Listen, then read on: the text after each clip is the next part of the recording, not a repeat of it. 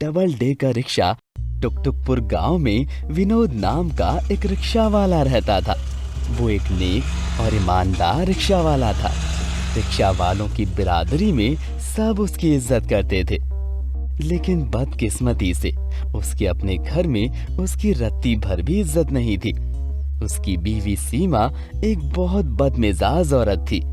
उसने अपने जुड़वा बच्चों चिंटू और पिंटू को अपने बाप की इज्जत करना नहीं सिखाया था। एक रात काफी देर तक काम करने के बाद विनोद जब घर आया, अचानक उसका पांव दरवाजे से बंधे हुए धागे से टकराया और वो उसी क्षण मुंह के बल गिर गया। बाबा गिर गए, मम्मी देखो बाबा गिर गए। अपने दोनों बच्चों को दूर से तालियां बजाते और अपना मजाक उड़ाते हुए उसने देखा। ये क्या बदतमीजी है? उसने जोर से चिल्लाकर कहा। तुम्हारी हिम्मत कैसे हुई मेरे बच्चे से चिल्लाकर बात करने की? हमारी इच्छा तो तुम पूरी नहीं कर सकते हो, कम से कम इनकी खुशियों में तो शामिल हो जाया करो।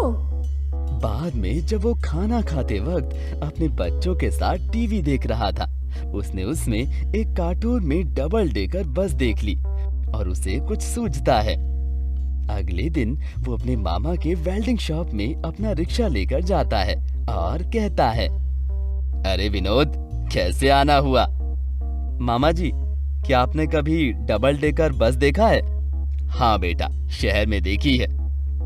क्या आप मेरे रिक्शा को डबल डेकर बस जैसा बना सकते हैं, ताकि मैं भी एक साथ में दोहरी सवारियां करवा सकता हूँ और ज्यादा कमा सकता हूँ? विनोद बड़ी उम्मीदें लेके आया था। बेटा, मेरे लिए काम मुश्किल नहीं है, मैं कर सकता हूँ। विनोद के चेहरे पर मुस्कुराहट आ गई। थोड़े दिनों के बाद जब डबल डेकर रिक्शा वर्कशॉप में तैयार खड़ा था, विनोद खुश हुआ और रिक्शा लेकर सीधा गांव के रिक्शा स्टैंड पहुंच गया। बाकी रिक्शा वाले ये नई रिक्शा देखकर आश्चर्यचकित हुए। विनोद की नई रिक्शा में बैठने के लिए भीड़ हो गई। बाकी रिक्शा वाले उससे जलने लगे। एक दिन विनोद जब रिक्शा को स्टैंड में लगाकर खाना खाने नजदीक के होटल में गया, तब अमरीश और रणजीत नामक रिक्शा वालों ने विनोद के डबल डेकर रिक्शा के ब्रेक की केबल काट दी और ब्रेक फेल कर डाले।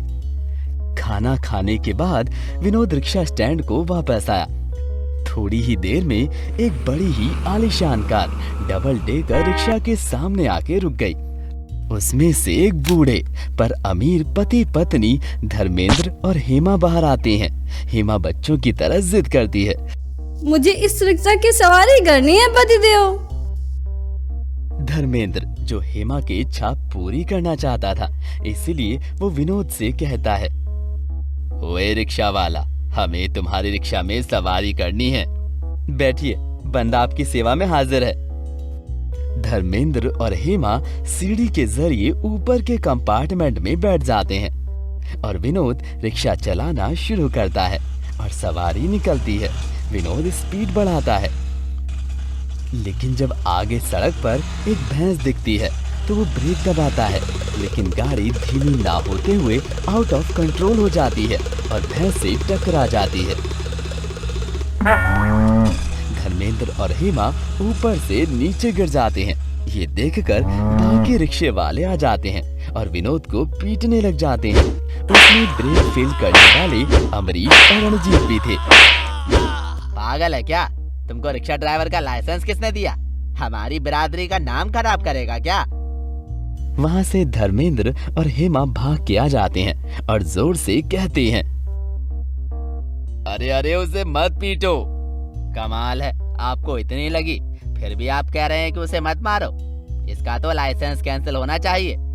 अरे, इनकी रिक्शा की वजह से मेरे गर्दन का दर्द चला गया। मैं इसका इलाज करा कर थक गया था। बड़े बड़े डॉक्टर के पास गया, लेकिन कमबख्त दर्द जा ही नहीं रहा था। अब पूरा दर्द खत्म हो गया मेरा। धर्मेंद्र और अपने जेब से नोटों की गड्डी निकालकर विनोद को देता है। ये लो भाई, तुम्हारा इनाम।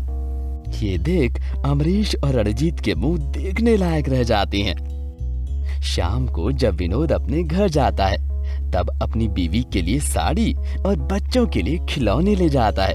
अब उसकी इज्जत घर में बहुत बढ़ जाती है।